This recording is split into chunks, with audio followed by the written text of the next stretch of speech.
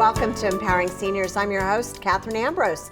Today we're talking about the future of aging and all the exciting developments going on in technology. Meet Heather Brooks with the National Aging in Place Council. Thanks so much, Heather, for being here. I'm so excited to hear about the future of aging and age tech. There is some fascinating stuff that's coming out in the aging industry. However, I'm excited just about the aging industry moving forward and what's going on.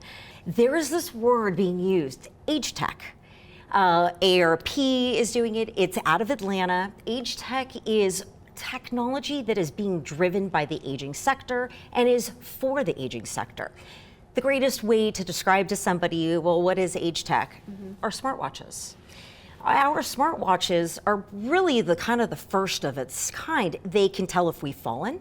They can tell if we're having issues with our hearts, blood pressure, so it's able to monitor things. Now, we're gonna fast forward into the future of what is happening and what's going on. We all know about Tesla, self-driving cars. Well, now they have Waymo. What you're looking at is the Waymo driver in action. Adapted for a variety of vehicle platforms, it is the most advanced, fully autonomous driving technology in the world today. What you notice pretty quickly is that these aren't normal vehicles. Take this Jaguar I-Pace, for example. It's been equipped with an elegant array of sensors and software, which allows it to move through the city on its own. I asked him to break down the technology for us a bit more.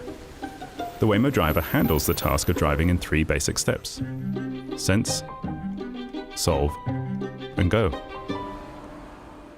It's the way we describe the highly complex process of acquiring information, processing it, and moving through the world safely.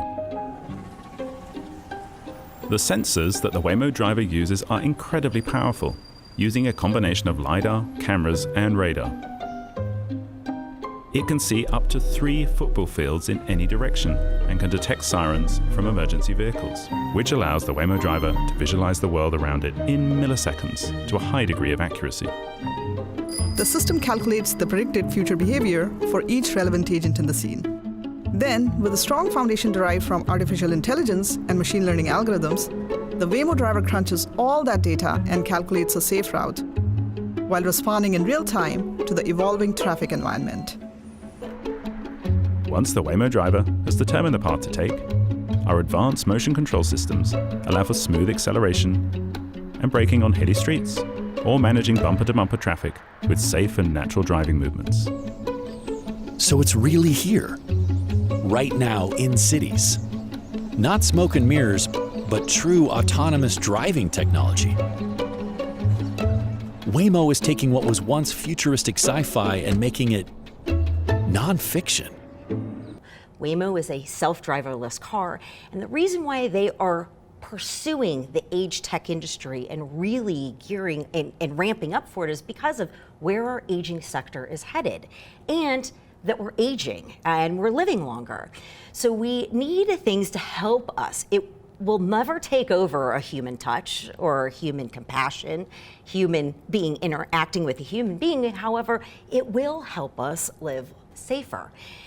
So if you look at Waymo, I could be living in my house in California, in Los Angeles, and my mom could be living in Florida. She has a doctor's appointment at 2:30.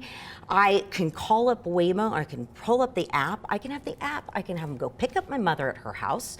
She can get into the Waymo car. The Waymo car will take her to her doctor's appointment. The nurse at the doctor's office or one of the staff members can come down and get her out of the car.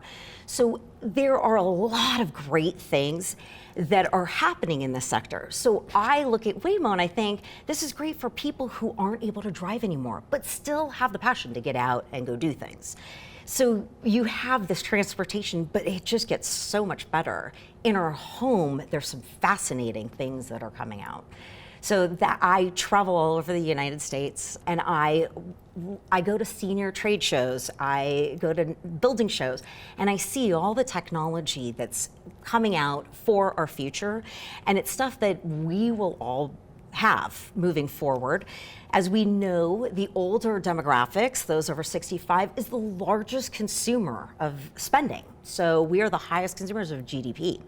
When you look at that, The technology we know is very expensive, specifically on a Gen 1. So when something first generation comes out, it's more expensive, like the Tesla. When Tesla came out, wasn't really something most of us can afford. Now, it's getting easier for us to afford.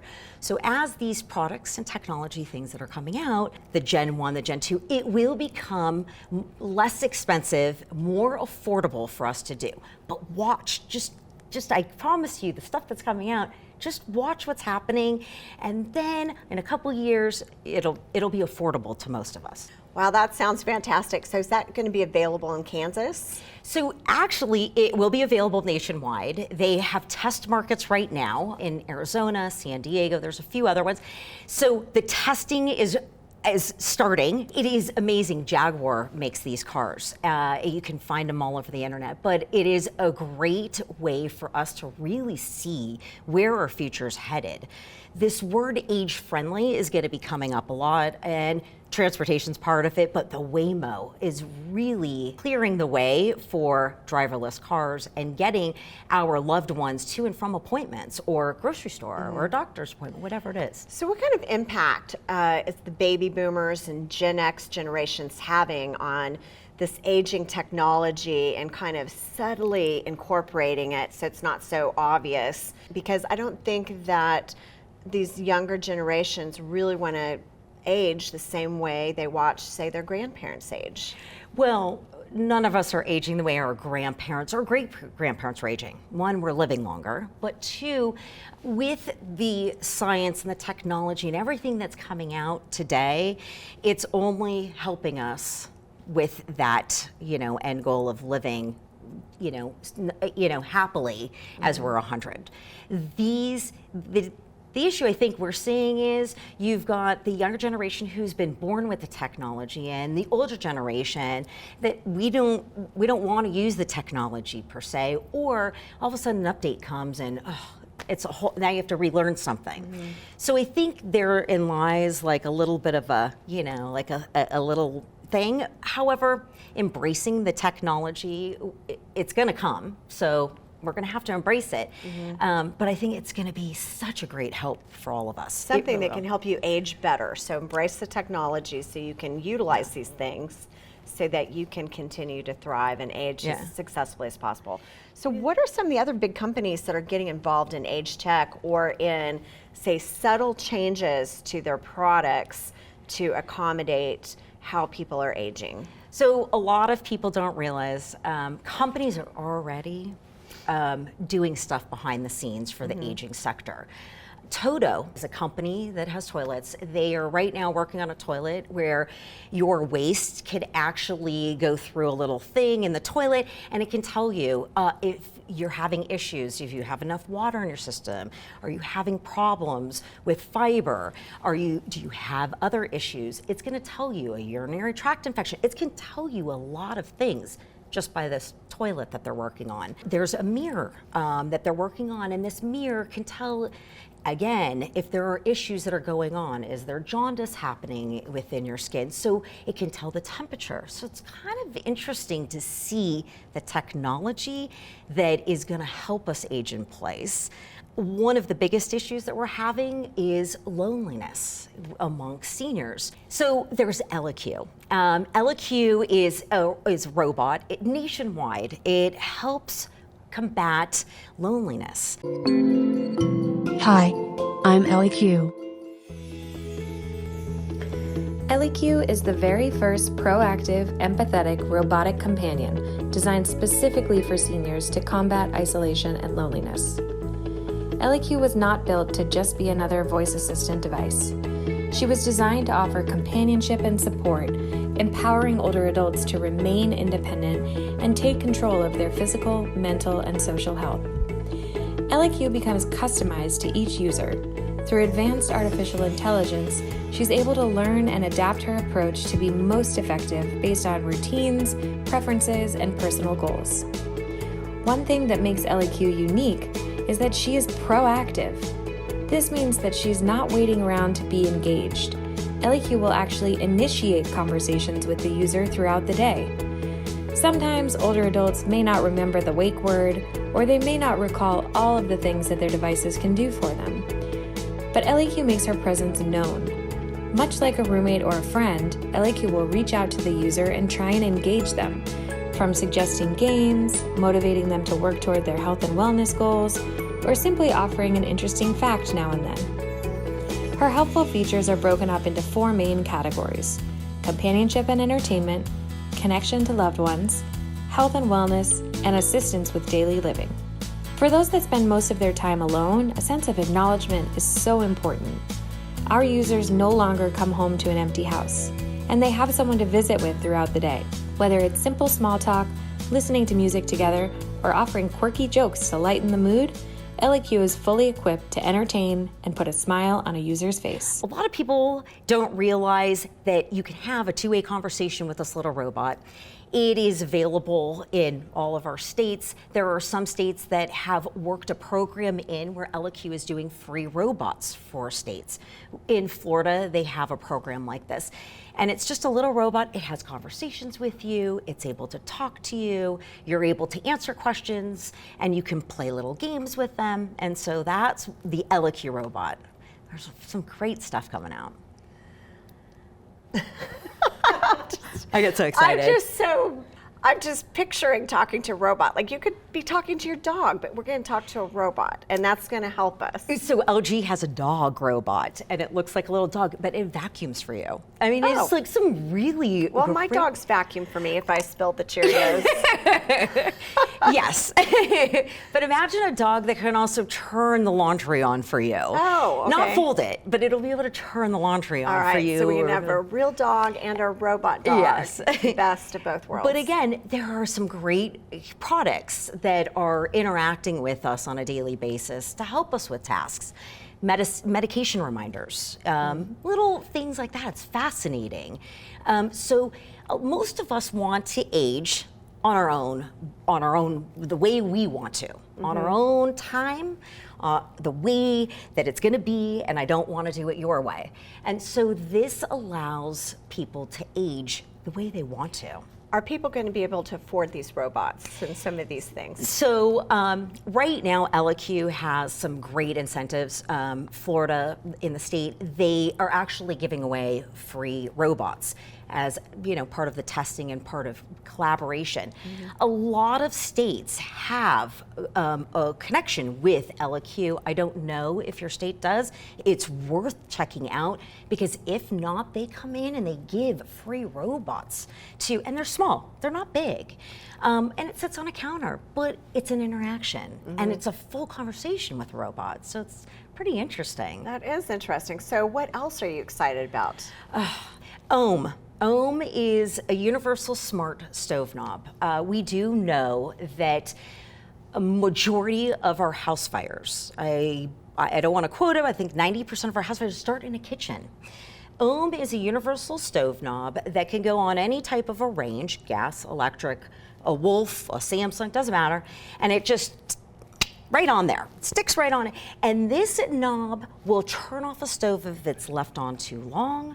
This knob is able to tell you how long the stove has been left on. So it's constantly monitoring if you have a loved one that's forgetful, or many parents mothers like us who have kids running around and we've got eggs boiling and we forgot about them, but we're helping a kid with homework. This knob not only is going to alert you, through an app, but it will also turn it off for you. So even if you forgot it or you left home and you really completely didn't even think about it. The other thing is, a lot of us don't remember to completely turn off the knob. So even if it's on just a tad, this knob's gonna tell you. And if you're not gonna respond to the app, it's gonna go ahead and turn it off for you. Well, that sounds like a product that's good for anybody of any age. And then what about refrigerators? Like not getting the refrigerator shut all the way, or being able to open them or open up doors. What are some of the improvements coming? So big thing with most of us is dexterity, grasping and gripping things, especially as we get older.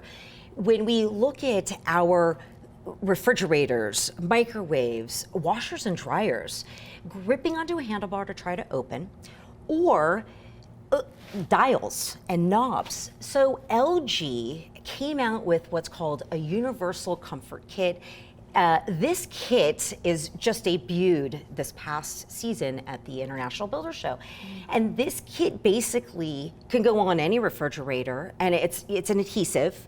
You just stick the kit on, and you're able to put your arm inside of something to open it up. They have a special dial that you can put a ring around that will help you turn that dial without grasping the entire dial. So the kit it has so many variations of products that help you with the appliances. And when it comes to, being mobile, being able to open something, can openers, or opening up a can, they're coming out with some great things. They've got can openers that are very easy. You just pop it on and it opens it for you. And it's not a massive thing that takes up counter space.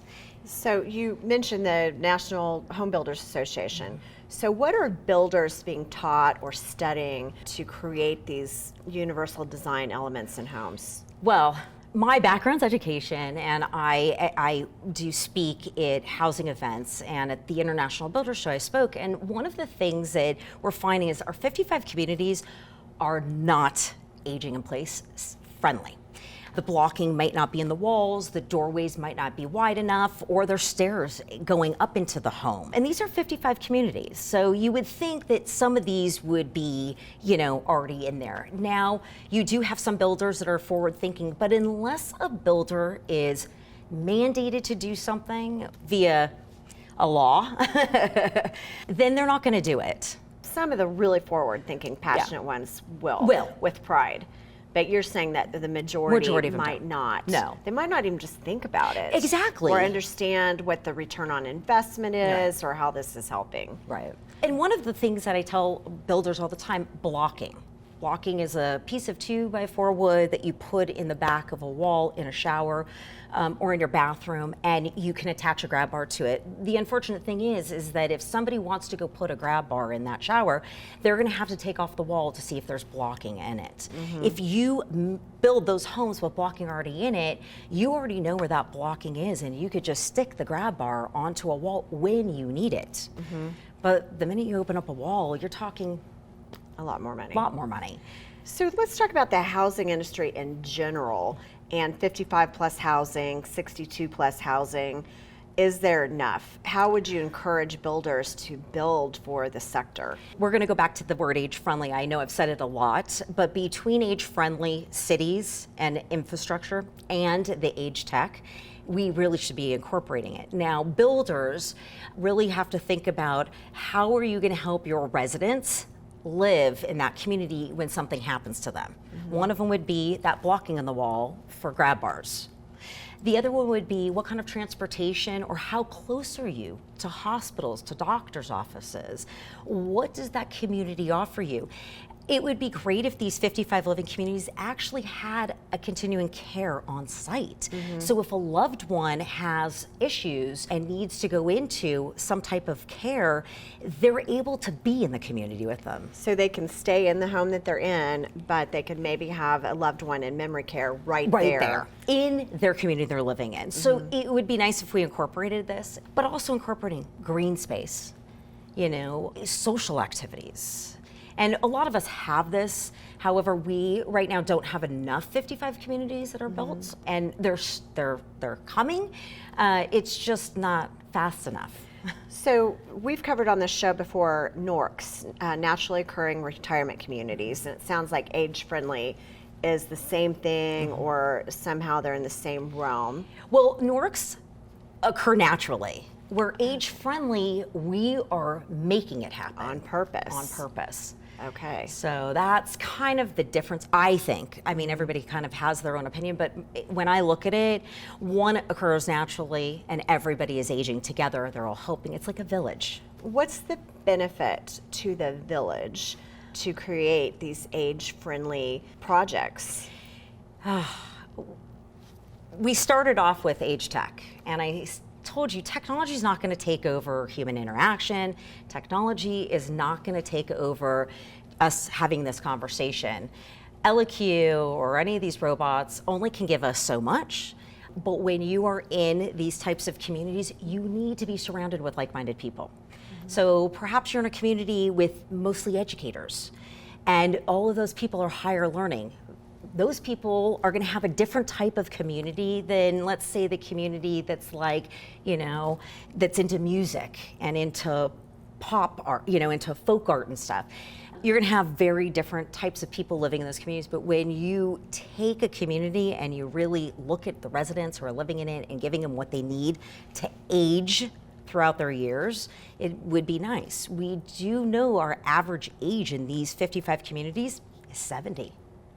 So it would be nice if they forward thought the aging in place process, because if you know that people are moving in there in their 70s, they should, kind of get on top of that. them. Probably more than anything is people in their 70s that are moving into 55 plus. Yeah. Some people are really waiting until Yes. they turn 55. Like, Yes. I cannot wait. As soon as I turn 55, I'm moving in there. But a lot of people are waiting until they're in their mid 70s or older. But it goes back to wanting to be in your home. And again, if you're in a rural area, you're not going to be able to have people to come and hang out with, play cards with, interact with, maybe a social club. That is something we desperately need as we age. Loneliness isn't going to make it. It's not going to cut it in our lives. Well, sometimes you'll hear people say, oh, I'm going to build a community way out here. And I think, and where the doctor's going to be and all the other services that you need. And you mentioned there's 60-some services. There's over 65 different services the National Aging in Place Council encompasses. And those 65 different occupations, I should say, all are aging, like we all just aging. Anything in the aging field. So you can have everything from a gerontologist to a trust attorney, to somebody that is a certified senior advisor. So people might think, well, I don't know if I know 60 people, Right. let alone 60 that represent certain occupations. But the reality of aging is that it kind of does take a village. It does. It really, because it's so complex. Yeah. And so if people are stressed because of the aging complexities that they're dealing with in their own lives or in the lives of their parents or loved ones, it's for a reason. Yeah. It is that complex. Well, and I think the other issues, us as a sandwich generation are getting straddled with it. So we are not only taking care of our kids and our grandchildren, but we're also taking care of our parents. We are living a lot longer. We know this to be a fact, and we do know that that by 2050 we will quadruple the amount of centenarians. So when you look at that, and then you look at our younger demographics, not as much. We're going to need to be a community, and we're going to need to help each other. Well, it's a multi-generational thing. Yes. So if you think about, all right, this is what I want to do, this is what I think, but you also maybe need to kind of think about how's it impacting the other generations in my family.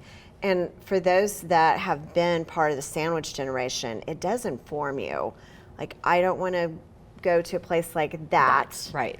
I want to go to a place like this, or I don't want to go through what I just helped my mom go through, so I'm going to clean out my garage now, or I'm going to see the estate planning attorney now. Yeah.